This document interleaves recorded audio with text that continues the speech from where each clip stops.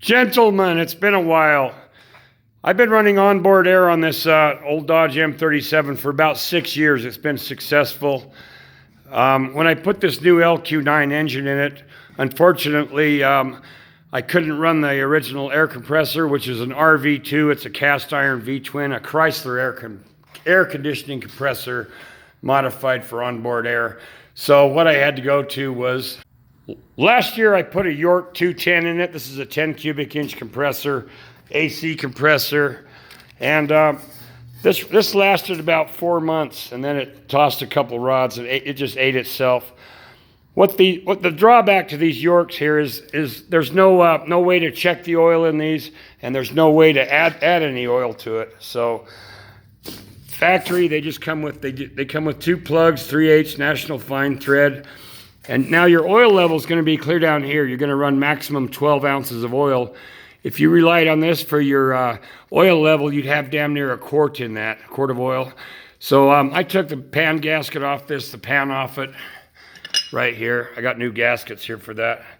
But I took the pan off and I drilled this out for a 1/2 inch pipe thread, put a sight glass in there. And then there was no provision for adding oil, and unless you took this little pipe plug out here, you know, the 3/8 National Fine. So I tapped this out 3/8 pipe thread and got me brass fitting. This is going to be my dipstick. Also, I had to tap these out. These are 3/8 pipe thread, so I can run my JIC fittings in there like that. We'll come back and show you how this looks when everything's on it. When you tap this head out, I highly recommend you pull the head off when you tap these out. Otherwise, you're going to get shavings down in the head. You can use a grease on your tap, but to me, I'm kind of anal that way. I like to take the head off and see what's in there anyway. So it's nice and clean in there, no metal shavings. So this York on the head, it has a discharge port, also a suction port. I've seen guys flip this head around and also flip the reed valve assembly around. It could be done, but you've got these guide pins here on the block, and unfortunately they're only on one side.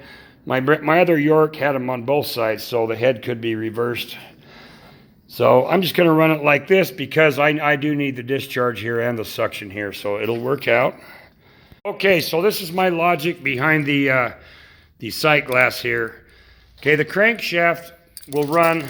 This is a oil splash crankshaft here. It's going to splash oil up. Now the minimum oil requirement for this is about 1 inch of oil in the bottom, and that'll catch about this bottom part of the crank and rods. 1 inch maximum would be 12 ounces.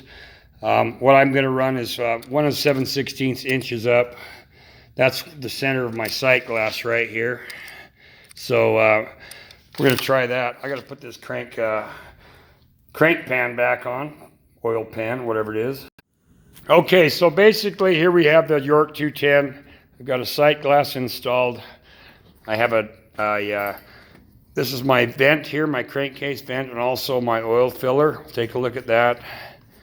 This is a pipe coupling, brass. And this is a tapered seat here, also a tapered seat here. I'm going to have to fill this with a funnel, unfortunately, but I'm going to fill it up. I'm going to try 8 ounces, see if I can see it in the sight glass. See what happens. I'm going to be using non-detergent 30 weight motor oil. Now, hopefully, with this ventilation, I'll be able to see how much oil's moving through here, if any. So this will capture it and take it right back into the intake.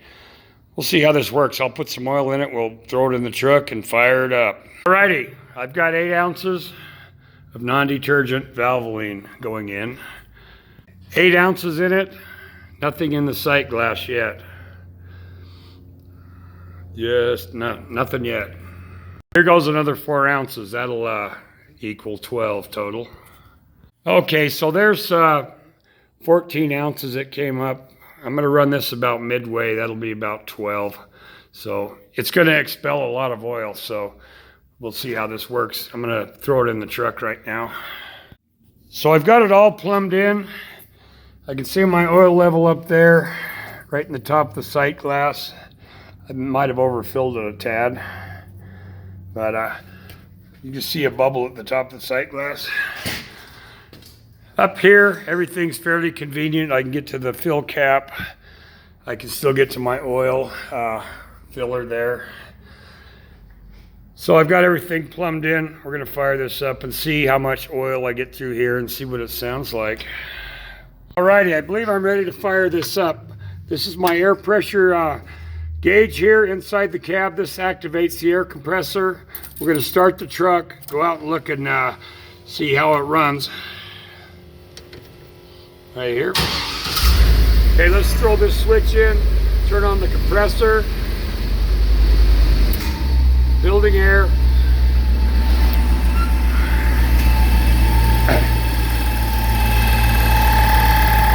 This sounds nice and smooth. It sounds probably a little quieter than my old one. I'm not seeing any oil mist in this yet.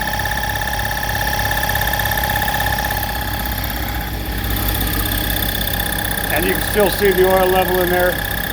It's baffled, so it's not churning the oil in the sight glass, so I'll be able to monitor that. So let's let it come up to a head of pressure. There's my pressure gauge there. That'll turn off at 120, about 100 now.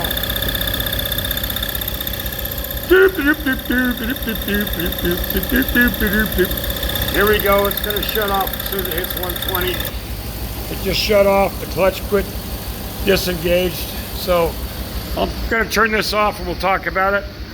All right, so the guys that are running these York 210 compressors for onboard air, they're claiming that they dump about 1 ounce of oil per hour of runtime. That oil comes out the discharge hose here, line. So I'm gonna see a little experiment. Hopefully this vent tube will help with the problem. I'm not expecting a whole lot because these only have one ring on the piston. They're not an oil control ring. They're just a compression ring. So in theory, the guy would have to machine a second piston ring, an oil control ring, and put in there. But I didn't go that route. I went cheap ass on this.